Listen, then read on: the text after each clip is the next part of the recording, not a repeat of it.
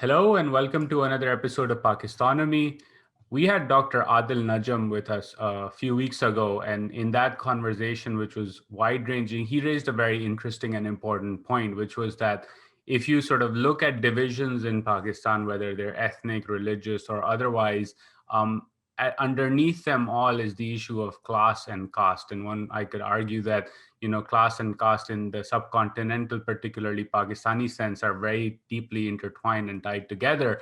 And so I figured that, we should have a conversation about this very important issue because in many ways that in and of itself not only holds back the political development and progress in Pakistan, but also economic progress. So with me to talk about this topic is Dr. Hassan Javid. Dr. Javid is an associate professor of sociology at LUMS, and as someone who's done phenomenal research on the issue of democratization and the relationship between class, power, and the state. So, Dr. Javed, thank you so much for taking out the time and welcome to Pakistanomy. Thank you for having me.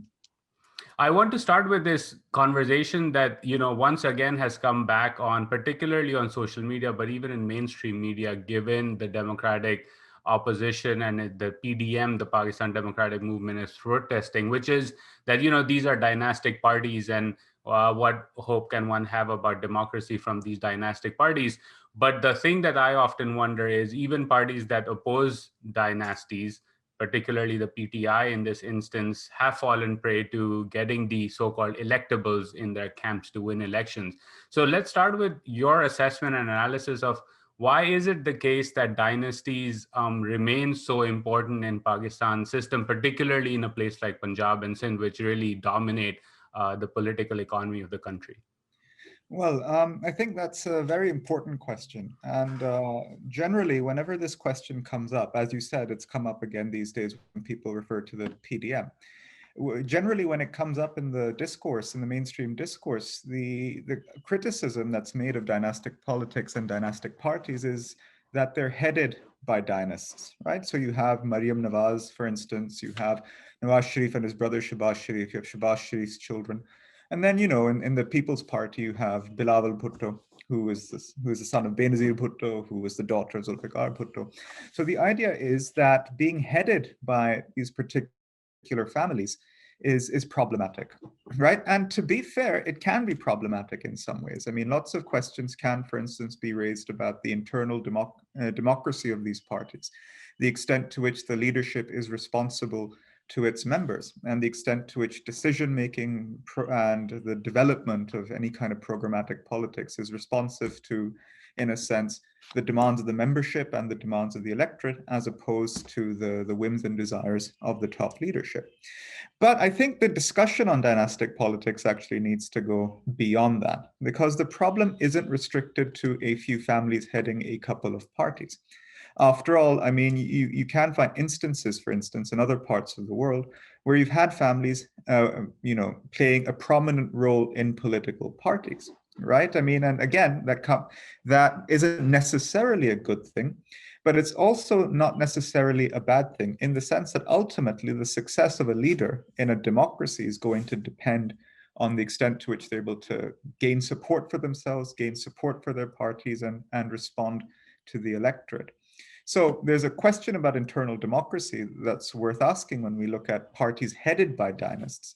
But in order to broaden the debate, I think it's important to recognize that the issue of dynasticism in politics extends beyond the leadership and actually applies to rank and file kind of candidates as well in pretty much every mainstream party. And just to kind of give an indication of what I mean by that, a couple of years ago, Ali Chima, Farooq Nasir, and I did some research on this. And what we basically did was we put together a database of all electoral candidates in Punjab from 1970 to 2008.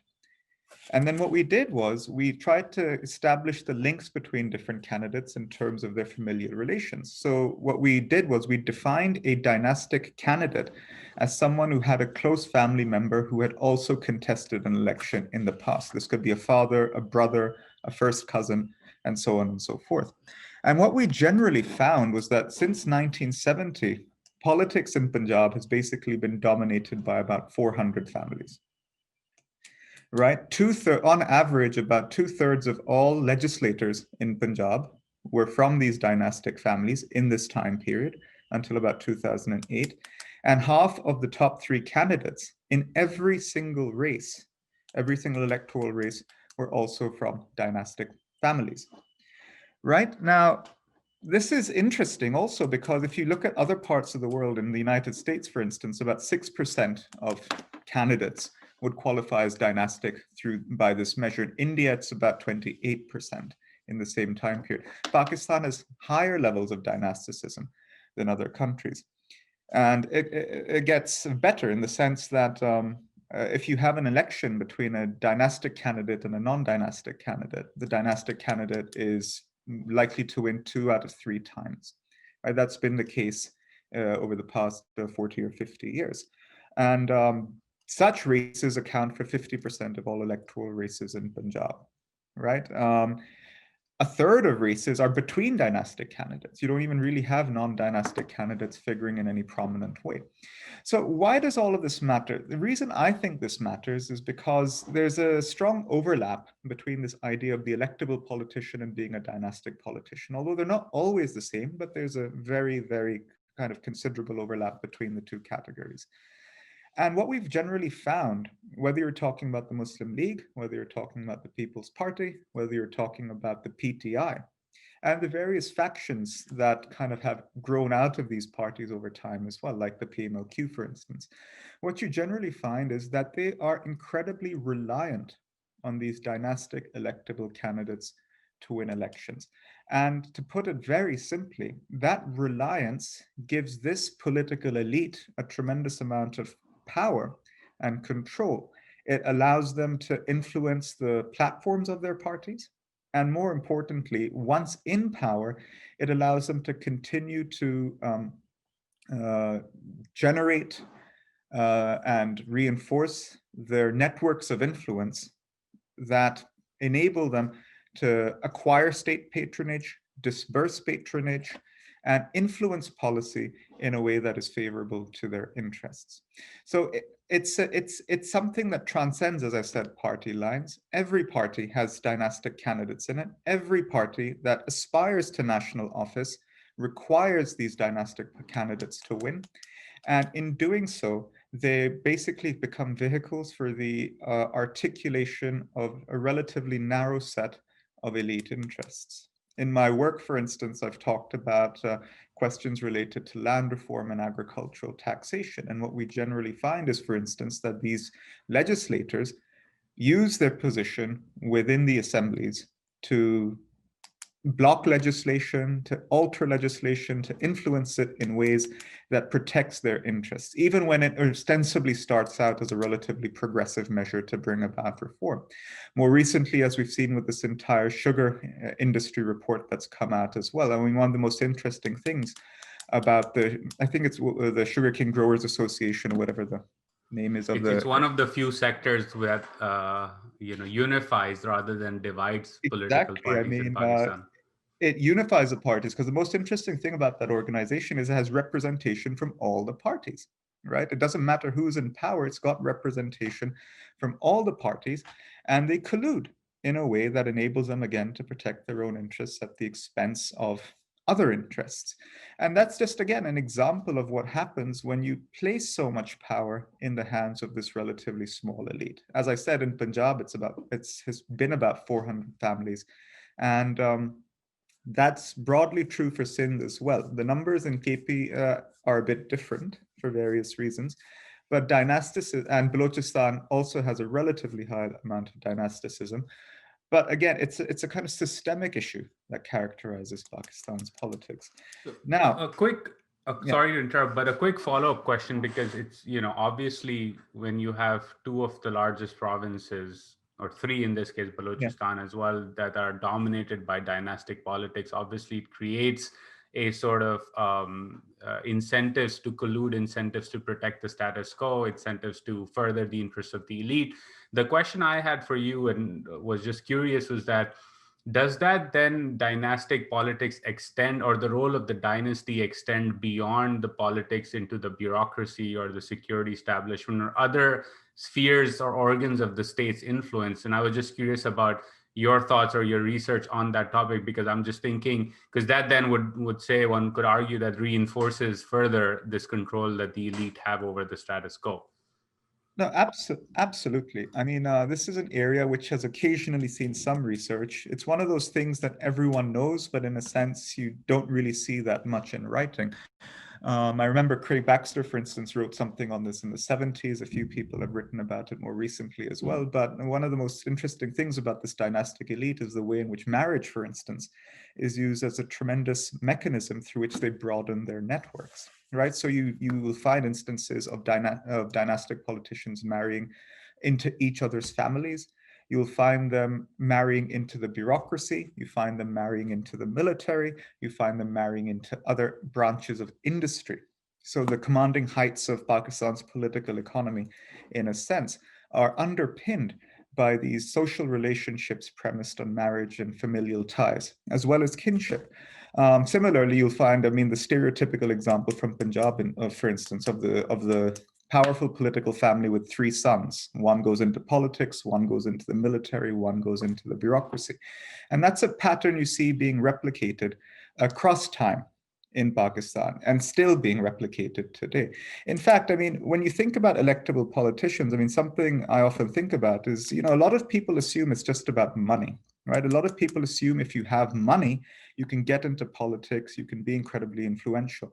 And to some extent, that's true. But what really produces an electable politician is the ability to make use of networks that extend into the state, into the bureaucracy, and into other spheres of Pakistan's political economy. That's what makes them so useful. I mean, that's what makes them useful to parties, in the sense, this ability to create networks. And in a way, that's also what makes sense to voters. And I'll explain what I mean by that. Given a choice, I mean, and there's experiments on this that people have run in South America. I mean, there's been some unpublished work on this in Pakistan as well. But, you know, if you present voters with a choice between a corrupt politician who can get things done, right? Meaning, you know, in our clientelistic political system, if you want to get a gas connection or you want to get a road repaired or something, if you give voters a choice between a corrupt politician who has networks and a relatively clean politician who's new, who doesn't have that background, doesn't have those connections, voters are probably more likely to choose, especially poorer voters are more likely to choose the one who at least can get something done. So quickly, there's truth to that saying then, ke khata hai to lagata bhi hai, in terms of In a voter way, because choices. it's also, and see, the thing is, what a lot of people often take from this kind of conclusion is that, oh, poor voters especially are somehow ignorant, or they're voting against their own interests. But I think there's a different way of thinking about it, which is just to recognize that our institutions, in a sense, are relatively weak. They're not geared towards universalistic provision, nor is our politics. There's a very transactional, in a sense, relationship, and a transactional in an everyday sense relationship between the state and its citizens. There's no guarantee of provision. Everything is a negotiation, whether it's your typical Thana Kacheri politics where you're interacting with the police, whether it's a routine interaction with the bureaucracy. In the absence of that kind of universalistic commitment to public service provision, voters have no choice but to engage in these kind of clientelistic transactions with politicians. And they know that, right? They know that if they need to get something done, they need to know someone in the government. They need to know that their MNA will be able to help them out. And so given a choice, as I said, between a politician who can get something done potentially and a politician who can't, voters will probably choose the former, even if that involves a trade-off, in a sense, in terms of accepting a certain amount of corruption. Right? The solution, of course, would be to have institutions that were more committed to universalistic delivery. But that in turn, it becomes a kind of chicken and egg problem, because that in turn depends on the further development of your democracy. And what I would argue is that the more you empower electables and the more you put them in those positions of power, the less likely it is you're going to see a move towards that kind of universalistic provision, precisely because the power of these electables is premised on the perpetuation of a system that reinforces clientelistic politics. Well, that's super fascinating because I had Dr. Mushtaba Isani on the podcast a few weeks ago, and he's done some really brilliant research in interior Sindh. And my question to him was, well, why is it that, or what are the biggest issues in interior Sindh? And he raised a very similar point to the one that you're making. He's like, the voter there is going to make a very calculated choice in terms of understanding who is a powerful candidate, powerful not in the sense of their honor or moral character or ethics, but Mm. powerful in the sense of who can get things done. Yes. And he was like, the biggest issue for the voter then is property rights, and the fact that you will get into disputes and they will look towards the dominant political player to resolve those issues because the state in and of itself cannot protect those rights, particularly when it comes to property. And I hear you saying a very similar thing. So my question then is like, if this is a chicken and egg problem, and we often hear that Pakistani society is divided, how does this system perpetuate itself in a divided society that has these caste-based issues? And I want you to talk a bit about the role of caste in all of this, because I think it's super fascinating, because many Pakistanis don't often talk about the role of caste in all of this. And so maybe start by explaining the role of caste in the political system of Pakistan and how that perpetuates this dynastic politics that we see across, particularly in Punjab and Sindh. All right. So the first thing I think that's important to clarify is what exactly do we mean by caste in the Punjabi context and in the Pakistani context more generally? Well, the reason why people often don't think about caste or think about Pakistani politics and society in caste terms is because there's this assumption that caste is somehow something that's alien to Pakistan. It's somehow alien to Pakistan because it is a purely, in a sense, Hindu uh, uh, institution, right? It's something you associate with Hinduism. And certainly, for instance, I mean, especially if you go through our Pakistan studies textbooks, that's how it's portrayed. The reality, of course, is that that's not the case. In fact, I mean, as Haris Gazder put it in a paper he wrote once, I mean, the interesting thing about caste in Pakistan is that there's a public denial of it and a private obsession with it. Because when it comes to marriage, for instance, again, a great example, to this day, marriages in Punjab and Sindh, to a very large extent, are determined by what people colloquially refer to as caste, right? So what we have in Pakistan is a caste system that, if it does differ from the traditional classical Hindu caste system in some respects. One is, some may argue, it lacks the force of religious sanction. There's no kind of scriptural basis for it or traditional kind of Islamic basis for it. Some may argue that. The other point is it's endogamous. You have marriages within kinship networks as part of the Pakistan caste system that you find in Punjab. But having said that, I mean, it does exist. And in my own work, I've defined it as occupationally stratified endogamous kin groups. That's one way of thinking about caste in Pakistan, that there is an occupational stratification, right? So you have a divide, a clear social hierarchy between those who own land, those who cultivate land, those who provide artisanal services, and those who provide unskilled labor and are landless in a sense, a traditional rural economy. And these caste boundaries are maintained partly through, in a sense, economic mechanisms, but because you in a sense get trapped within those same kinds of economic roles over time, especially in the absence of avenues for mobility. And they're also reinforced by endogamy, by marriages within your kinship network. So that's, in a sense, what caste is in Pakistan, in one sense. There's another sense, and I think we can talk about that in a minute as well, which is the way in which it does still very much exist in the kind of traditional ritual pollution, purity pollution kind of way as well. And that, I think, does apply, especially to people who converted from lower castes to Islam and Christianity, particularly around the time of partition. But that's something we can come to in a minute. When it comes to politics, the role caste plays, or the role biradari plays in Pakistan is relatively straightforward. It's a mechanism through which you mobilize votes, right? You mobilize votes and vote blocks around kinship networks. Right. This is something that goes back to the colonial period. I mean, this is something I look at in some detail in my own work.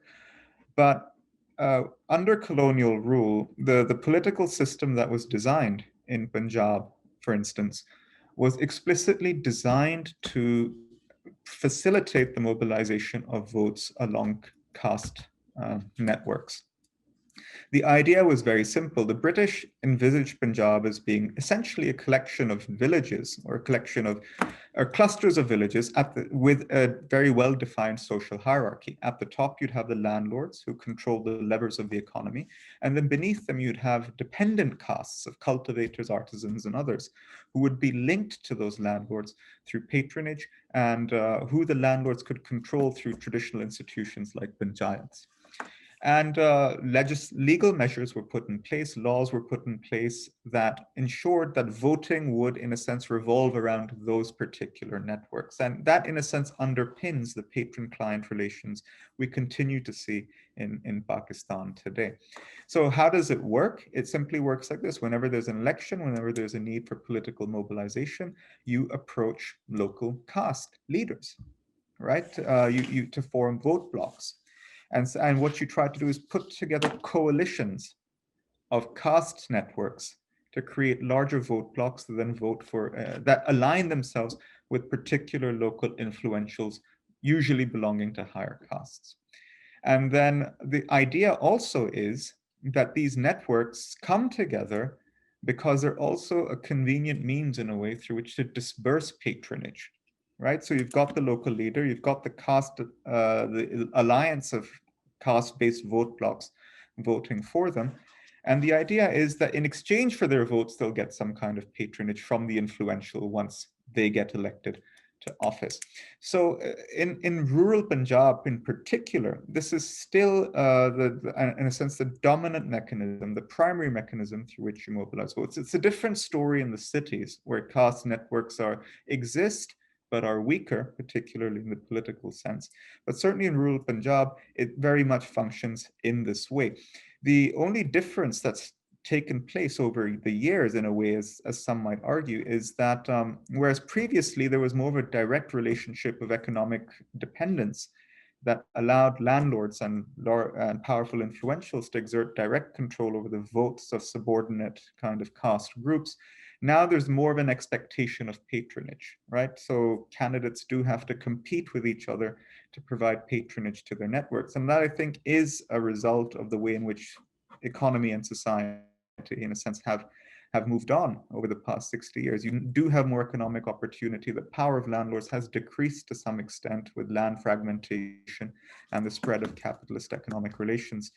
But to date, you still find this happening. I mean, I remember the last time I was in the field a few years ago, this was before the 2018 elections, you go to villages around Punjab, and this is a story you keep on hearing. Local candidates are meeting with local caste leaders and asking, okay, will your bloc support me for this election? What will I get if what will you give us if we support you for this election? So caste is a mechanism through which you mobilize votes and through which you then disperse patronage once elections have been won. I mean, that's how I think caste operates in the political sense in Pakistan.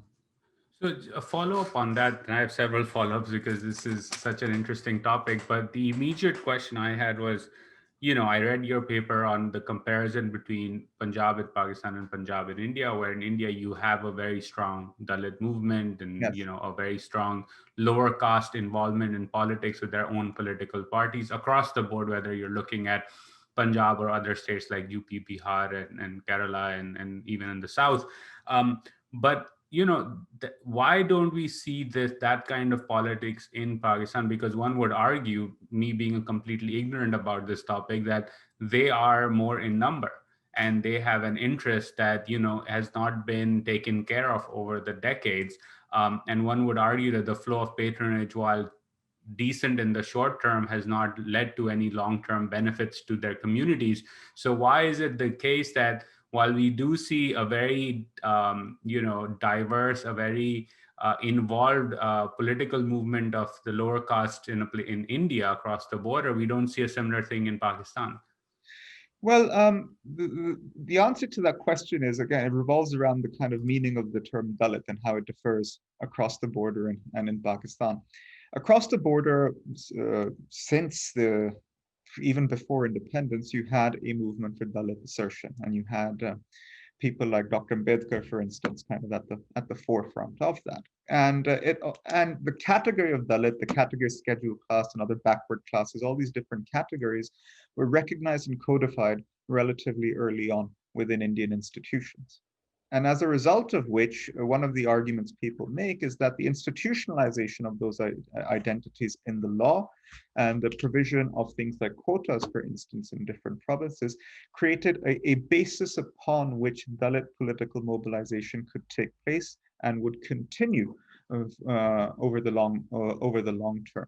Now, as my co-author Nicholas Martin and I argue in the paper you're referring to, that has had some good effects in Dalit assertion, but in a sense, it's also led to a situation where there is a fragmentation of the Dalit vote as well, as it's been split along party lines, as it's been split along kind of ethnic lines in a way, and as it's been subsumed within larger parties. And what we argue there is that, in a sense, there have been limits to Dalit assertiveness within the framework of Indian politics that could perhaps be overcome through a more kind of class-based or a unified Dalit front on that side of the border. In Pakistan, the situation is a bit different. And in Pakistan, the situation is different because the category of Dalit, as understood in India, only applies to Hindus in Pakistan. And we do have Dalit Hindus in Pakistan, particularly in interior Sindh. I spent some time working in interior Sindh as well some years ago. And I mean, it's quite clear that Hindus in Sindh, particularly interior Sindh, are amongst the most socioeconomically marginalized groups within Pakistan. But for them, the problem is, in a sense, a combination of very small numbers in the grand scheme of things, and often state-sanctioned discrimination, as well as a tremendous amount of kind of social discrimination and marginalization. That's one category. But what I've argued in this paper that you're referring to is that there is, in a sense, another subgroup that needs to be considered, which is people who converted to Islam from what you would have called the Dalit castes, or what were Dalit castes prior to conversion. And the point that I make is that even though formally they've converted to Islam, and in some cases to Christianity, in de facto terms, the discrimination they experience is not particularly different from the discrimination they were experiencing beforehand as well. One indication of this, for instance, is the type of professions you find these former Dalits in, or these Dalit converts in. Overwhelmingly, for instance, if you look at categories like sanitation work, sex work, begging, so on and so forth, the lowest rungs of the socioeconomic ladder disproportionately tend to be comprised of people who converted from the lower castes to Islam and to Christianity. And so one question that I've often wondered is, well, why has nobody mobilized these guys along those lines, along that particular caste identity? Because there's never really been a proper survey of the numbers involved here, but some estimates put it at about 15%. About 15% of the population of Punjab, for instance, would be categorized as people who were formerly Hindu, who were lower caste Hindus. And so it's a pretty significant number of people.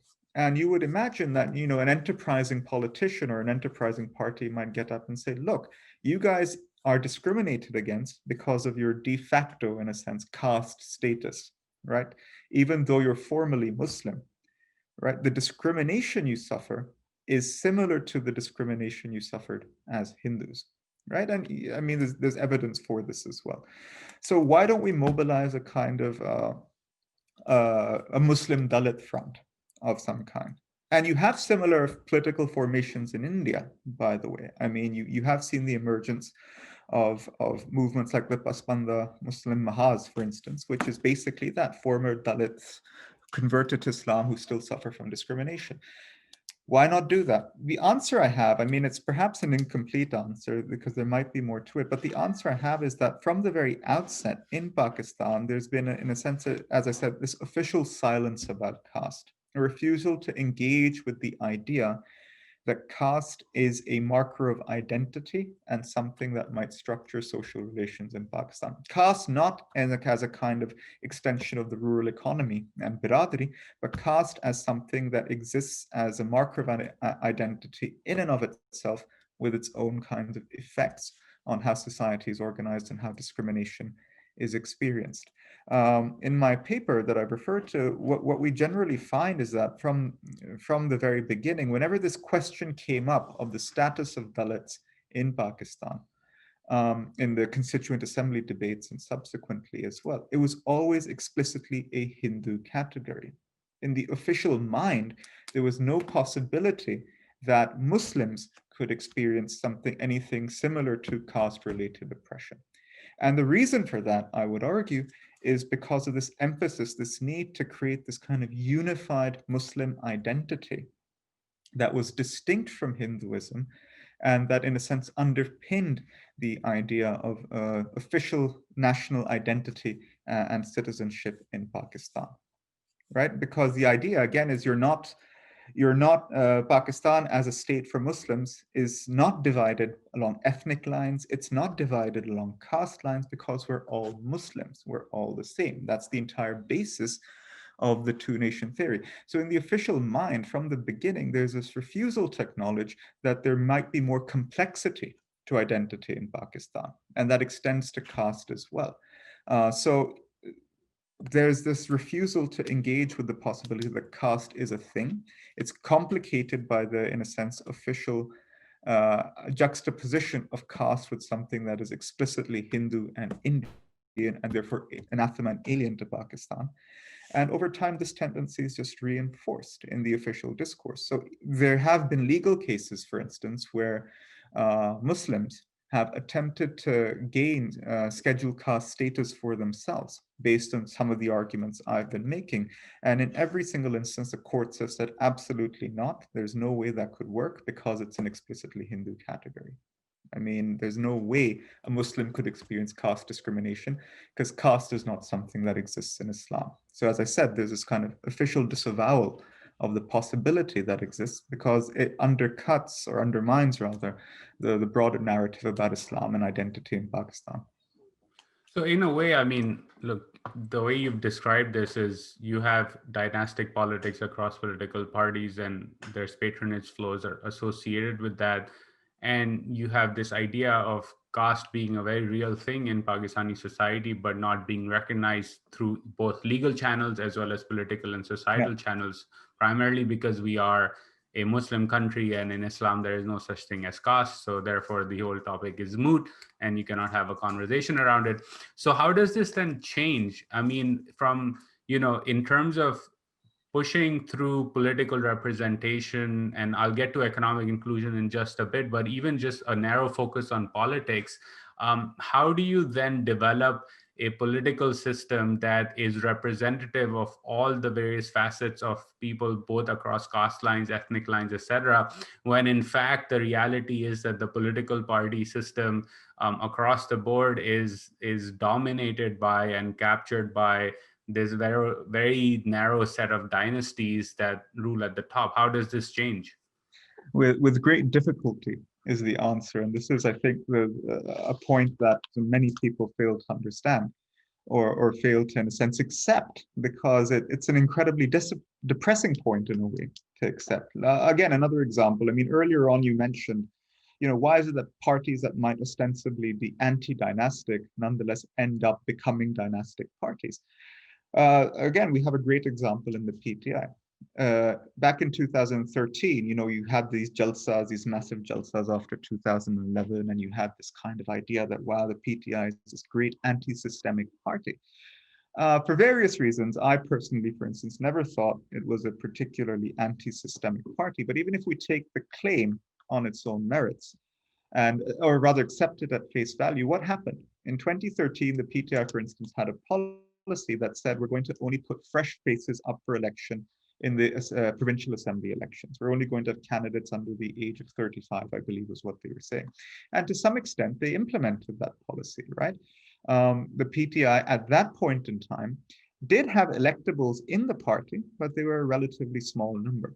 What happens? The PTI is completely massacred in the general elections. I mean, it underperforms considerably.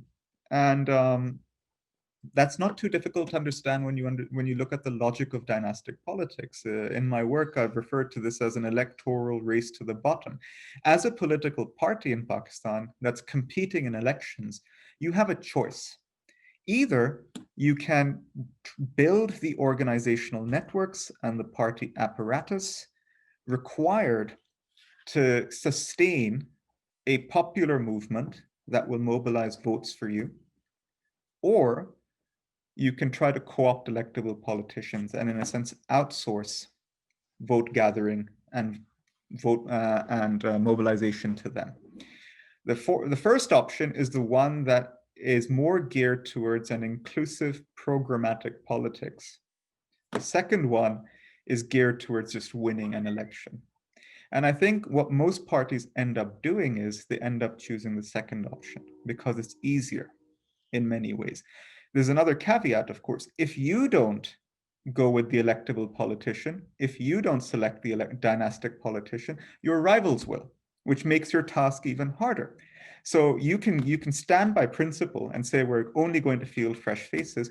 Your rivals go with all the traditional electable politicians. All the factors we've talked about before come into play, and lo and behold, you've lost the election. So you stood by your principles, you lost the election. And so, and what do you see happening in 2018? Another colleague of mine, Mariam Mufti, she and I wrote a paper on this. It's going to be published soon. But basically, what we did the numbers, and we found that 60% of the PTI's M&As in 2018 were electables. We use a definition of electable that's kind of similar to the definition of dynastic politicians. In Punjab, 83% of them were electables, right? And this is the winning candidates. This isn't all their candidates. 83% of the winning candidates from Punjab in the National Assembly that belonged to the PTI were electable politicians. 63% of them had just defected recently to the PTI in the past couple of years. Many of them were independents, and the remainder were basically former People's Party politicians.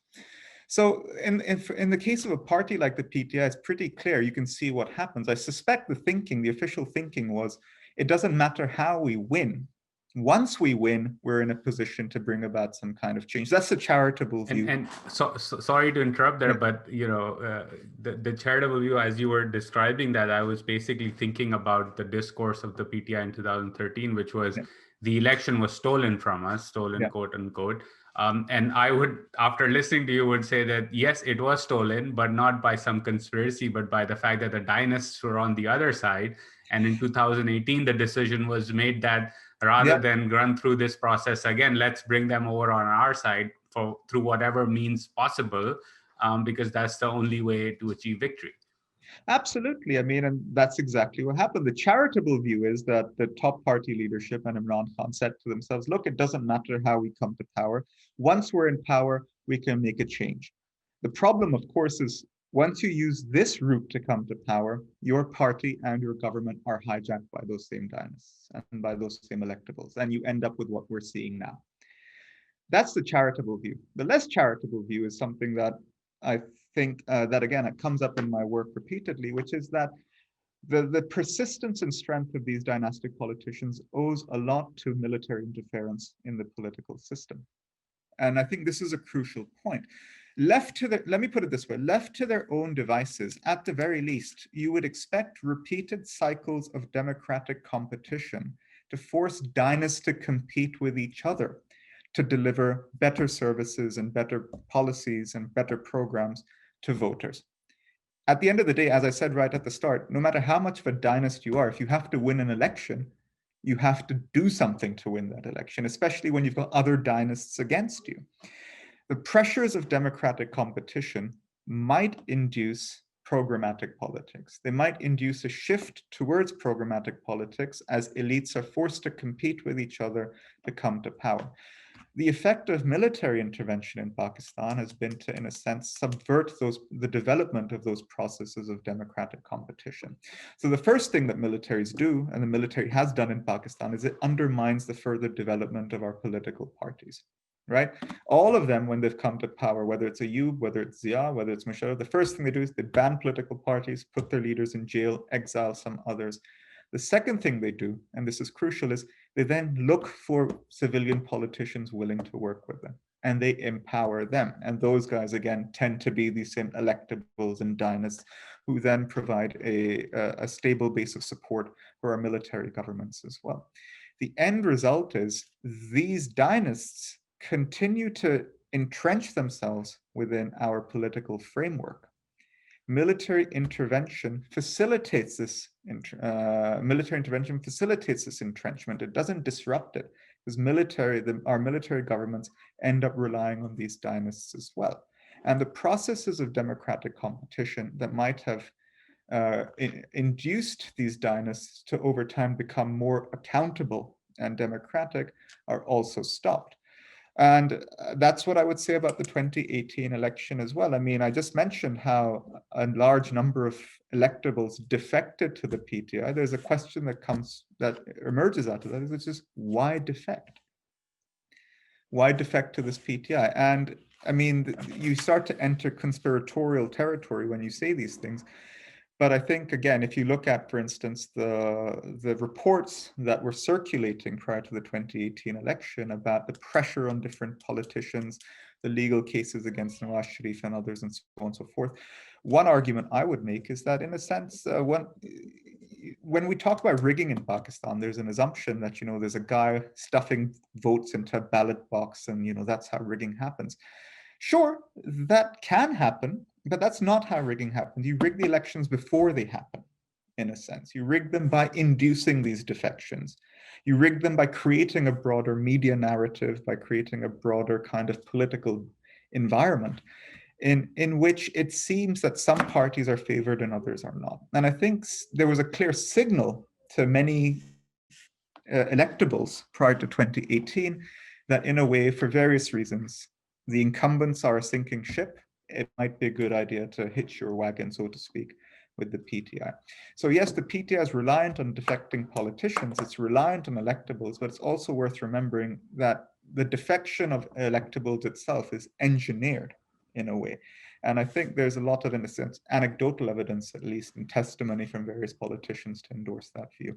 And I mean, I would present the economic argument for those defections, which is that if the hypothesis or the claim that the PMLN was extremely corrupt as a party, and, let's take that at face value, and, as you described, dynastic politics relies on a flow of patronage, then you as the dynast are in fact incentivized to align yourself with the corrupt politician at the top, or the party that is corrupt at the top, because that will facilitate the flow of patronage funds down the road, which will keep your caste or your voter blocks satisfied. And therefore, there is, from an economic, rational perspective, no reason for you to defect, because guess what? The times are good. And so that, argument also, from an economic lens, also reiterates the fact that something happened elsewhere. It's what they say about rats and sinking ships, right? The minute they see a better opportunity, they defect, because obviously the way our system works is candidates remain loyal. Candidates of this nature don't remain loyal to parties out of ideology. They don't remain loyal to parties out of some kind of partisan commitment to those parties. They're interested in patronage and position. And that's how defections, again, are engineered. If they see one ship is sinking, they'll try to defect to another one. There's a lot of volatility amongst party candidates in that sense. Again, there is some data on this. Again, my co-author, Mariam Mufti, she's written a separate paper on this kind of volatility. And there's a tremendous amount of party switching that takes place. And one potential explanation for that is exactly this, that in a sense, electables are always on the lookout for a better deal. There are some who don't defect, and that's another issue altogether. But by and large, your average electable politician is constantly shopping for a better deal. So just to kind of come back to the question you asked earlier about how all of this changes, what I've just described is the way in which electoral politics works. And I've tried to explain this logic that induces even, in a sense, anti-systemic parties to become parties of the status quo. There are some exceptions, and there are a couple of factors, I think, that kind of indicate an alternative form of politics. One is urban parties, purely urban parties, don't really function this way. That's because electables and dynastic politicians are less powerful in urban contexts. Again, the research bears this out. Dynastic politicians in a city of Lahore exist, but they're not as likely to win or compete as dynastic politicians from the countryside. And there's various reasons for this. Personally, I think it has a lot to just do with how cities as sites of politics are much more diverse and open spaces than a lot of the countryside. There's a lot more economic opportunity. There are a lot of alternative channels of information. There's a lot of alternative kind of networks you can develop. And I think that plays a role in reducing the power of dynastic politicians within cities and electables within cities. Similarly, I mean, parties like the Jamaat-e-Islami, for instance, parties like the MQM are not dynastic parties. Those are very much, in a sense, ideological or programmatic parties, in the sense that if you have an MQM candidate back in the day, for instance, would be voted into power because of the MQM label, not because of their individual identity as some kind of electable. And because of the work they did at the sector level and the grassroots and coming up from that. The same is true for the Jamaat-e-Islami. Their candidates aren't electables. Their candidates are party workers who rose through the ranks and became candidates. The problem with these examples is they're the MQM and the Jamaat-e-Islami. They're not exactly the best examples of democratic politics. But having said that, though, there is something to suggest that as urbanization continues, you're likely to see more competitive pressures emerge in electoral politics. Of course, there's a big caveat there again, which is as long as the military continues to interfere and engineer democratic outcomes, all bets are off about where this goes in the future. Which just brings me to the final thing I'd like to say about this was, in a way, I think the solution to the question you've asked about where change comes from lies outside the realm of democratic politics. I think what's required is a more inclusive politics from below, a politics of the poor, mobilized through social movements that is geared explicitly towards a radical transformation of the status quo. Remember, think back to what I said earlier. Parties have a choice between actually mobilizing people and putting in the work to do that, and taking the easy way out and just going with electables. And I think whether it's through some kind of political party, whether it's through grassroots organizing across Pakistan, through a patchwork or coalition of progressive or radical parties, that ultimately is what I think is most likely to bring about change, an inclusive politics from below that is explicitly oriented towards mobilizing people with the intention to radically change the status quo. Again, easier said than done.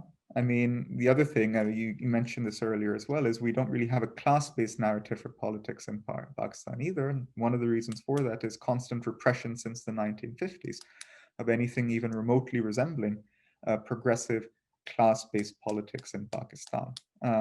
And this process continues today. I mean,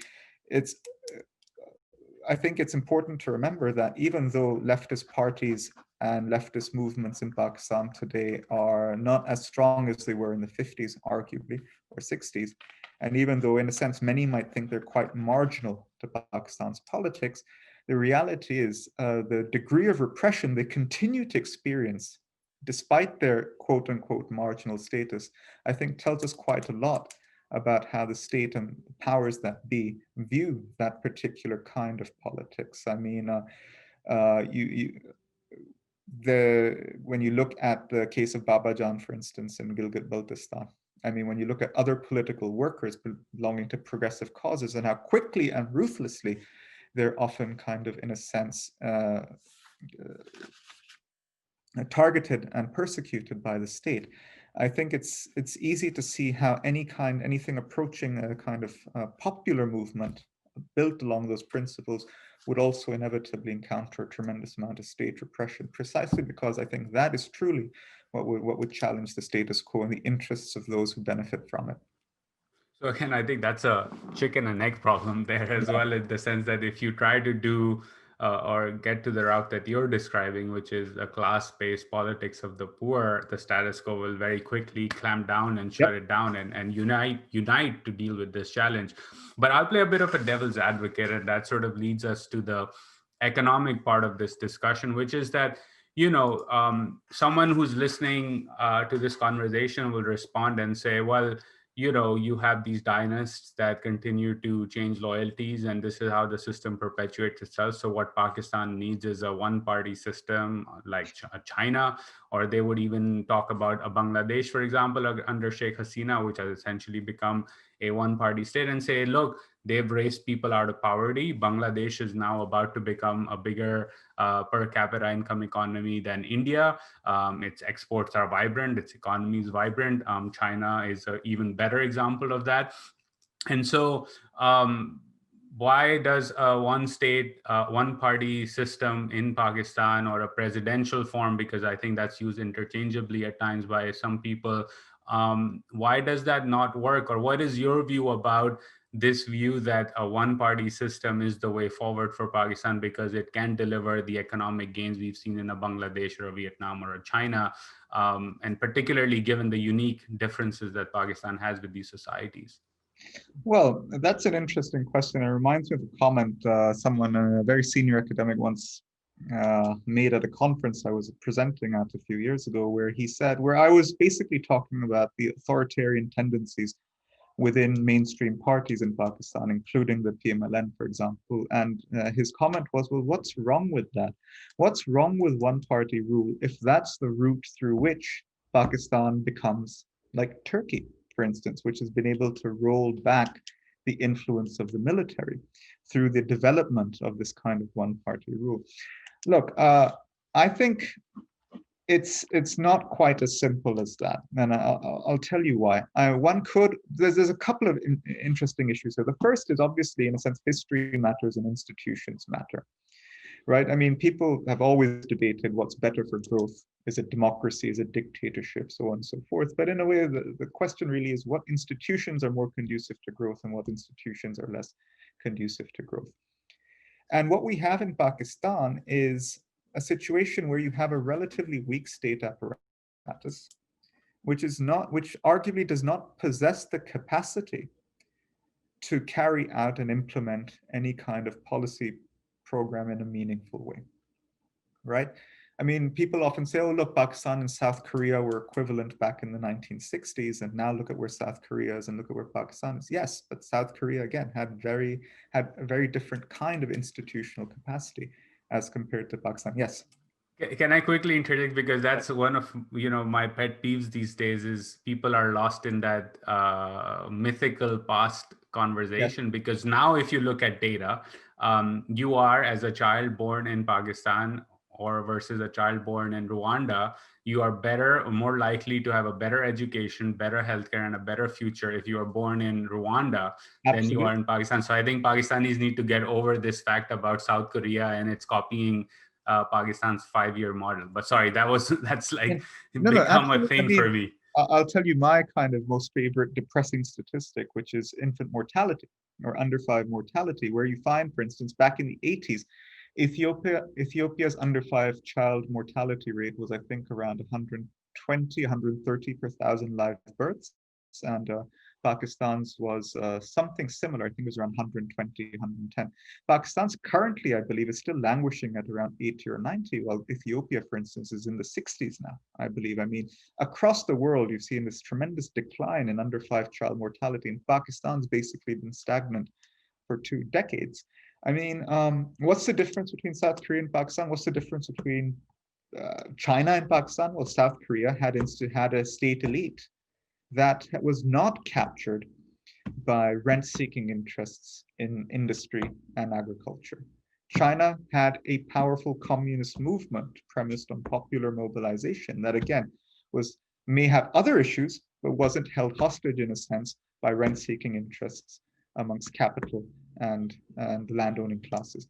Pakistan, from the very beginning, has a state apparatus that's been captured by this rent-seeking elite. If you look at the formulation of industrial policy back in the 50s, if you look at policies towards agriculture, for instance, again and again, the story is the same. The same dynastic elite we were talking about before, in collusion with the bureaucracy, has presided over an economy that is geared towards meeting a relatively narrow set of interests as opposed to a broader, more inclusive one. And again, it becomes this kind of cycle, mutually reinforcing cycle of destruction, whereby the continued influence exercised by these actors also, in a sense, stymies further institutional development and reform. So for me, it's not just a question of regime type. Although, again, on that question, I would argue there's obvious reasons why you might prefer a democracy over a dictatorship. But even in that context, I mean, again, the difference between a place like Vietnam, a place like South Korea, and a place like Pakistan is that the capacity to implement policy and develop effective institutions is curtailed by the presence of powerful rent-seeking interests in society that have been able to, in a sense, monopolize the levers of power within this country. That doesn't mean you don't have corruption in South Korea. Of course you do. It doesn't mean you don't have corruption in Bangladesh or rent-seeking elites there. But there, in a sense, the rent-seeking elites come later, right? Over there, the big capitalists emerge once those countries have started to industrialize, once they've kind of once they've already, in a sense, coordinated with the state elites who existed in those societies. So just to put it very simply, dictatorship could work, but for it to work, again, in a purely economic sense, you need the institutions that make dictatorship work. Pakistan doesn't have those. In the Chinese case, you need a movement, a popular movement, in a sense, that provides the legitimacy that allows the state to take decisions that lead to growth over time. You don't have that in Pakistan either. In Bangladesh, let's not forget, Bangladesh is, I don't think it's entirely coincidental. I'm not an expert in Bangladesh by any means, but I don't think it's coincidental that a lot of the kind of economic miracle that's been associated with Bangladesh happens to coincide with the time when the military's role in Bangladeshi politics has also, in a sense, declined considerably over the past decade or so. Same arguably is true for Turkey. So for me in Pakistan, it's the problem lies in the fact that our institutions remain hijacked by rent-seeking elites, and the influence the military exerts on politics keeps those elites in place and also prevents and impedes the development of better institutions that might be able to deliver growth. I think, and I think the China point is extremely valid. And what I tell people when I have conversations with them and there is the China model is, sure, you can be a China, but the road to becoming a modern communist China is paved with the torturous path of the Cultural Revolution, where tens of millions of people died. And those tens of millions, many of whom were poor people, but many of whom were elites who were swept away with the wave that swept that country. And so if you want to be a China, please go ahead, but then be ready for the death of countless tons of people through famine, through upheaval, through all sorts of changes that happen. And even then, you may not end up like a China because you are, unlike China, a multi-ethnic society. And that I think people often forget is that even a Bangladesh is not multi-ethnic the way a Pakistan is. And so to keep things together in a dictatorial sense is very different in a place like Pakistan and in a society like Pakistan's.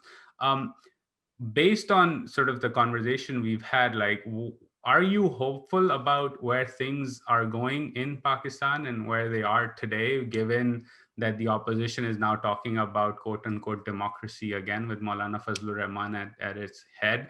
Or is this again another cycle where we may see the winds shift a bit come March before the Senate elections or a bit later on, and the electables that came one way will go back the other, and we will have round, I don't know, whatever of this cycle that has continued in Pakistani politics for decades? I'll start, before I get to whether I'm hopeful or not, I'll start with this point about the PDM and this latest round of kind of opposition politics in Pakistan. Look, my position on this is that it would be a mistake to be uncritical about this opposition movement. It would be a mistake to just take it at face value and assume that because it's talking the talk in a way, it's going to walk the walk, right? And there's plenty of, I think, reason for skepticism. It troubles me that someone like Fazlur Rahman would be at the head of this movement, right? Given his own record when it comes to inclusivity and participation. It should trouble people that the parties that are aligned with this movement are parties that have in the past been willing to play ball with the military establishment. And I accept and recognize that there is diversity within these parties as well, that there are factions, some more anti-military, some less anti-military within these parties as well. But again, it's something one needs to remain aware of.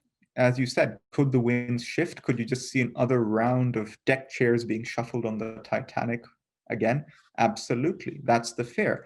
For me, I think it's important to support the PDM and movements like the PDM in as much as they advance the cause for democratization in Pakistan.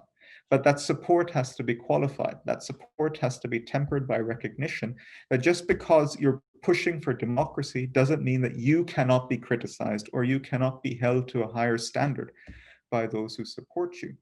And I think that's the important thing. For me, I mean, I'm not a big fan of this PTI government. I've been quite clear about that for a very long time. But for me, removing this government or challenging this government is not an end in itself. It's a means to an end. The idea is to try and develop a more substantive, inclusive, and responsive democracy. And that's not going to be accomplished by replacing one set of opportunistic elites with another set of opportunistic elites. So again, as I often tell my students, you have to see democracy as a process, not an event. And we have to see the PDM as a part of that process, not as the kind of answer to the question of authoritarianism and elite control in Pakistan. If the PDM were to come to power tomorrow without any changes to anything else, it's probably going to replicate the same systems of governance that have existed in the past. So it's an ongoing thing. And so, yes, I think there have been some important changes. I think it's important that people are speaking more openly and explicitly about the role the military plays in Pakistan's politics. I think it is a positive sign to see the discourse around civilian supremacy kind of gaining more traction. But I think a lot more needs to be done to make this a movement that would promote democratization in a more substantive way. So support it in as much as it pushes forward an agenda for democracy, but recognize that it, at the end of the day, is limited by the same structural constraints that have always limited Pakistan's politics. And that's what really needs to be pushed against. On the question of whether or not I'm optimistic, not really. I'll be very honest. I mean, had you asked me this question back in 2008, I would have said yes. I mean, I think things might be going in the right direction. But it is a bit troubling to see the extent to which, in a sense, it's been a situation where, you've taken one step forward and two steps back in many ways. Again, I think often, especially when you get caught up in this kind of petty partisan party politics, there's a tendency to miss the wood for the trees. And what I see in the wood is a military establishment that is perhaps more powerful than it's been before. I see troubling indicators in terms of governance. And I see the exacerbation of the same issues that have historically hampered Pakistan's growth as a polity, right? What's going on in Balochistan, for instance, what's going on in Gilgit-Baltistan, what's happening to regime opponents and dissidents and activists around the country is a continuation of the same kind of authoritarian, centralized, heavy-handed approach to diversity and debate that has always characterized Pakistan's politics. We were discussing growth earlier on. I mean, many people don't realize that, the reason why Pakistan's first constituent assembly was dissolved in 1954 was because it advocated, in a sense, and proposed a constitution that would have given East Pakistan a say in politics that was proportional to its demographic strength. There was a reluctance on the part of Punjabi elites, basically, to accept a situation in which they weren't the dominant players within Pakistan's politics. And that's a pattern we've seen repeated. We see repeating itself again and again and again in Sindh, in Balochistan, in Gilgit-Baltistan now, and even in parts of Punjab. And I think this refusal on the part of the establishment and the state elite in Pakistan to accommodate diversity, to recognize that you can have strength through diversity, this attempt to impose a kind of a unitary vision of what Pakistan is and what Pakistan should be on everyone at any cost has a big role to play in creating the kind of political instability that we see, and a lot of the exclusion that continues to characterize a governance in Pakistan today.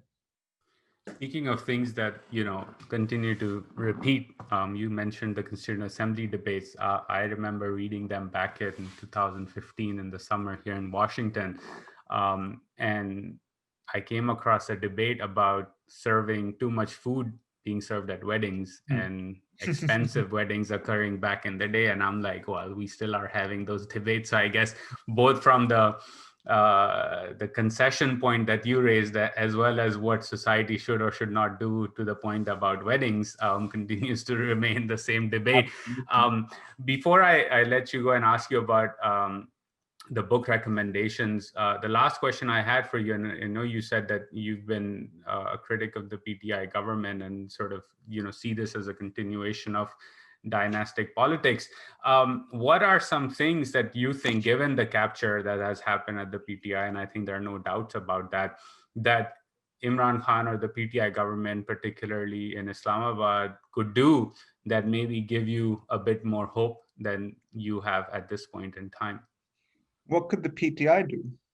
Yeah, from a reforms perspective, like what can it do to maybe promote better, more inclusion, or be less heavy-handed?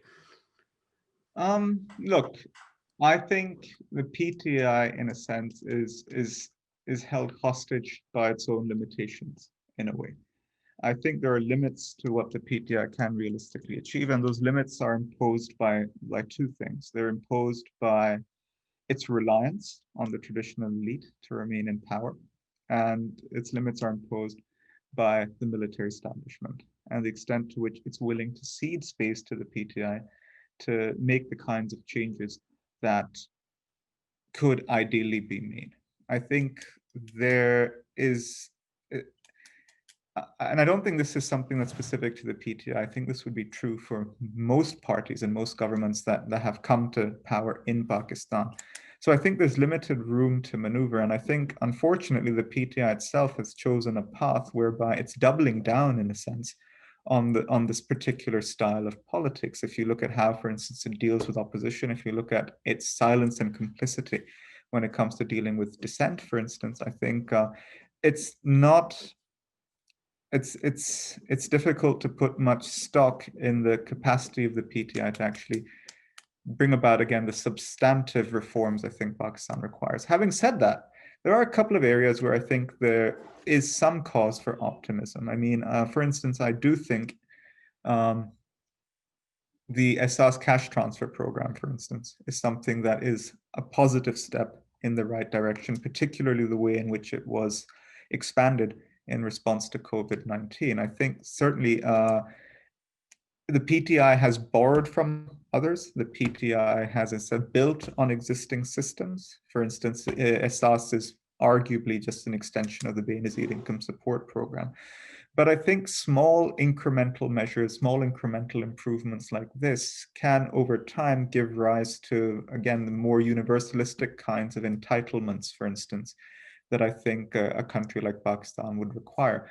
Similarly, on health insurance, I think, again, interesting moves have been made. I'm not sure I agree entirely with the kind of privatized model that the PTI has followed when it comes to health insurance, but certainly those are areas in which, again, by building on what's come before and by introducing a few new things, the PTI has done some good things. And for me, I think just building a broader structure of welfare entitlement, or welfare benefits rather, and provision in Pakistan is an important step forward. But again, how sustainable this is, to this day, even though I've asked a lot of people and tried to figure out the answer, I'm not sure where the money for Asas comes from. I'm not sure where the money for the health insurance comes from. I'm not sure what the legislation is that underpins all of this and makes it a kind of sustainable set of policy initiatives. But nonetheless, I think it's in the absence of, again, the kind of popular radical movements I'm talking about, this kind of incremental reform is better than nothing. And my hope is that, perhaps again, the pressures of democratic competition might induce parties in the future to continue thinking along these lines. After all, I do think one of the kind of undocumented, or rather unrecognized, things that happened between 2008 and 2018 was this kind of emergence of competition, at least in between KP and Punjab, in terms of portraying a certain level of service provision. One can dispute the efficacy and the kind of prioritization of what the PMLN government did in Punjab, just as one can do that about the PTI and KP. But you were certainly starting to see the emergence of this idea that we as parties should be defined by how we're governing our provinces and the measures we're taking there. And I think that kind of, as I said, that kind of thing is what you'd expect to happen with repeated cycles of democratic competition. And so if that at some level is inducing parties to think about welfare reform, think about universalistic kinds of provision, I think that's a good step in the right direction. I think Asas in particular has been vital for COVID, but one would argue it needs to be expanded much, much more. But even from the cash transfer perspective, because of the role inflation has played. But Dr. Saab, this has been a wonderful discussion. Before I let you go, I always ask my guests for book recommendations. So what are 2 or 3 interesting books that you recommend to the listeners that they should pick up and read? And they can be on any topic, including Pakistan's political economy. I actually have 3 that do pertain to Pakistan's political economy, because the 3 books that I have found to be quite interesting recently. The first is The Politics of Common Sense by Assam Javid, which in a way I think provides you with a very good understanding from a kind of Marxist perspective, at least, of the way in which the political economy is structured in Pakistan, but also how it's in a sense legitimized and how it legitimates itself. We were talking earlier about patron-client politics and how, for instance, voters make this calculation that suggests we'll stick with corrupt but politicians who deliver versus anyone else. And I think The Politics of Common Sense is a book that really helps you understand the kind of ideological and material forces behind that kind of decision making, how you create a political environment in which that becomes the only decision that makes sense. Hence this title, The Politics of Common Sense. The other book is by Shandana Momand, Crafty Oligarchs and Savvy Voters, which was just published last year, and which is a great book, again, to understand patron-client politics in Pakistan. It's certainly the most comprehensive work on this in the Pakistani context. It's based on over a decade of fieldwork, and Shandana's done a fantastic job bringing that all together to give us new insights into how patron-client politics in Punjab has and has not evolved over the years. And finally, another book that I think is quite interesting, it goes a bit beyond Pakistan, but it's called Mafia Raj, The Rule of Bosses in South Asia. This was published by Stanford University Press. It's got a bunch of great editors, including Nicholas Martin, Paul Rollier, and Lucia Micheluti. And what it basically talks about is the nexus of criminality, patronage, and political influence in Pakistan. It's got a fantastic chapter on Lahore. It's got a lot of stuff on India. And again, it provides you with a real insight into how, an ethnographic insight into how politics actually works and how local strongmen and influentials actually straddle this kind of line between formal legal power and informal coercion in Pakistan, in South Asia, to, in a sense, assert their authority and retain their control. So I think these 3 books, at least recently, I found them quite interesting, and it's certainly given me quite a bit to think about as well. Well, thank you for these recommendations and thank you for your time. This has been a fascinating and wonderful discussion. I think often on this podcast, we talk about the economy in purely economic terms, but I think it is important to understand the politics of a society and how that influences the economy. So, thank you so much for your time. This has been great. And have a great sabbatical in Vancouver and hope to have you on the show soon again, maybe once we see where the PDM goes and see what you think about what's going on. Absolutely, this was great. I'm very glad I got this opportunity to talk about these issues. Thank you.